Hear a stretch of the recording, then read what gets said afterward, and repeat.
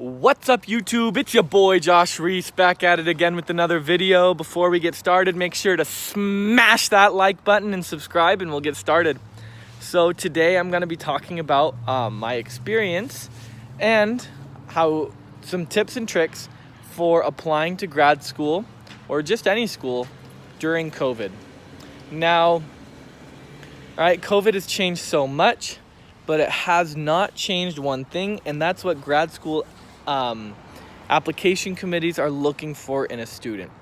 So before you think, okay, I can get away with less service opportunities, okay, I can get away with not shadowing as much, although it might be true if you have legitimate excuses, still try to get those things in, because your resume, what they're looking at, you as an applicant, it hasn't changed. They're still looking for someone who's going to be a great lawyer, someone who's going to be a great doctor. Grad schools will still look at those things. So the first thing about applying during COVID is you want to make sure you apply early. Everything's online now. You're not necessarily going to jump out of the crowd because of your charisma, because you're so great with people skills, you have a great presence in the room. That's not going to help you out as much right now as it would in the past. So I'd maybe even argue that those things that you did in your resume to set you apart, like a great, pre-doctorate job, or, the GPA you had in school are going to be more important now, because you need to jump out of a paper and a computer screen, not jump out in person. So that's going to be very important as you apply. So whatever application process you're doing, make sure to be as thorough as you can in your application, because they're going to pour over your applications much more seriously now that they're not going to be able to interview you in person, or at least most of them aren't. So you need to make sure you get, instead of just getting a second opinion on your essays and your letters of recommendation, make sure you get third and fourth opinions. Make sure you go over your personal statement, your essay many times, because they're looking at that a lot more heavily now. I know one person that I was interviewing with, that's all they wanted to talk about was, wow, I read your essay. It was such a good essay, tell me about this in your essay. Tell me about this in your essay. And I thought, oh, wow, I'm so glad I spent time on that essay, because I was almost tempted not to.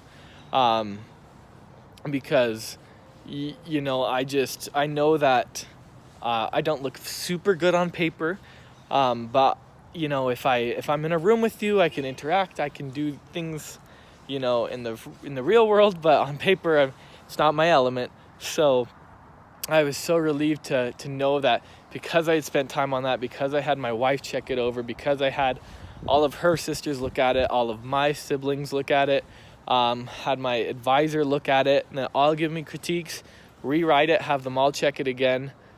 I'm so glad I did that, because you need to stand out on paper so much more now. It's all, or on, your online application, you need to be good on paper. So, if you're not, let's say, you didn't have a good test score, you didn't have a good, GPA, all is not lost, because you need to make sure you stand out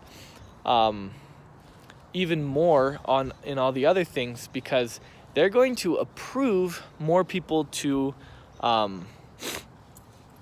interview. Because of COVID, you are going to have a higher likelihood to get an interview back from a school, because they're just not sure, looking at all these applications, looking at all these papers, which people, are actually qualified and which ones they're not. And they're going to, have a harder time narrowing it down, because it's not in person. So they're going to accept more people to come interview, because they're not going to have to go through the hassle of actually physically interviewing you, having you fly over. They're not dealing with that anymore. So they're going to, sort through more and more people, which might mean that you might get denied from a few more schools than you thought you would. That's okay. You can apply to a few more schools. It's going to cost you significantly less money to not have to fly out to all those dental medical schools to apply there. You're not going to have to waste money on plane tickets. You just need to be proficient in Zoom or Microsoft Teams. So that's the second part of what I wanted to talk about is after you look good on paper, after you can get that interview, make sure you know how to be have a good presence on Zoom or on, online, because you're going to do your interview over that. I remember, so the two big companies that these schools like to use are one, Zoom, the holy grail, everyone's using Zoom now, and two, Microsoft Teams. A lot of professional institutions love Microsoft Teams. It's just a little better to have, professional meetings, communicate all on a Microsoft account. So make sure you know how to use those. Make sure you have both of those apps downloaded and know how to get around them, because your application is going to depend on it. If you're late because you couldn't get logged into Zoom, that's not gonna look very good. So make sure that you know and are familiarized with them, and practice talking and having conversations on them, because I'll tell you, it's awkward. If you've ever been in a Zoom class, it's so tempted to turn your microphone off, turn your camera off, and then just sit there doing whatever while the teacher's talking. But that's not how it's going to work. You need to have a good presence in front of that camera, because my two interviews were a little bit different. One interview was, I had a preliminary interview that was about a half hour with someone from the admissions committee, and then I had another interview that was a secondary interview that was about an hour from a faculty member.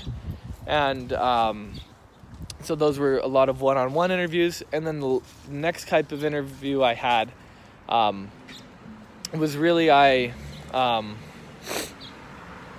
is more of like, they tried to make it a traditional interview day experience for you.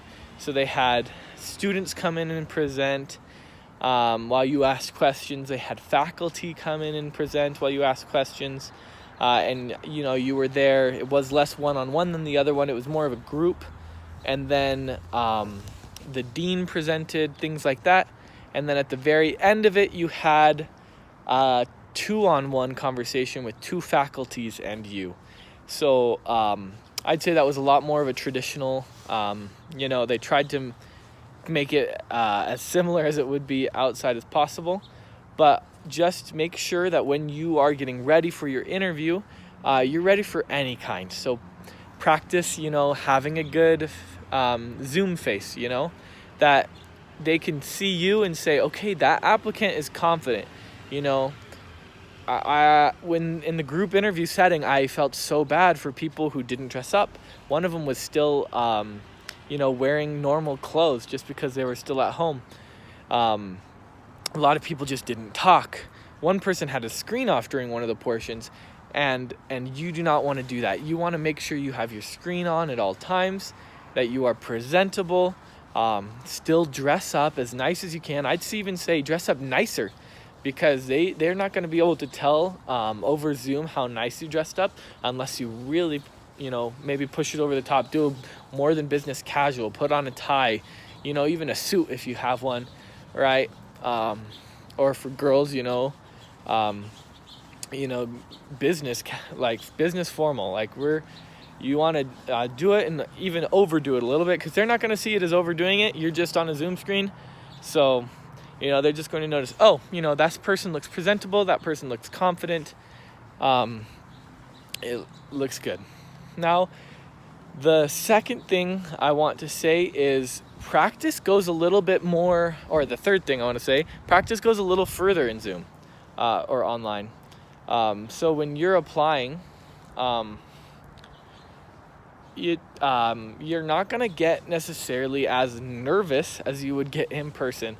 I know when I'm in person, I kind of tend to shut off, get really intimidated in front of people. But over Zoom, you're in your, living room or wherever you're sitting, and these people are in their living rooms, and you're just having a conversation. It feels a lot more like a conversation than an interview, just because it's over Zoom. So go ahead and practice a little more. Look up top 10 interview questions to prepare for in an optometry interview, in a law school interview, and practice them. Practice having a conversation.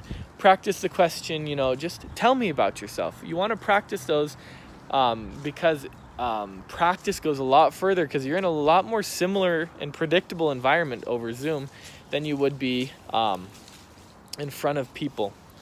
Now, I know that applying to grad schools during Zoom is really scary, but you've got this. You've made it this far. You are a grad school applicant.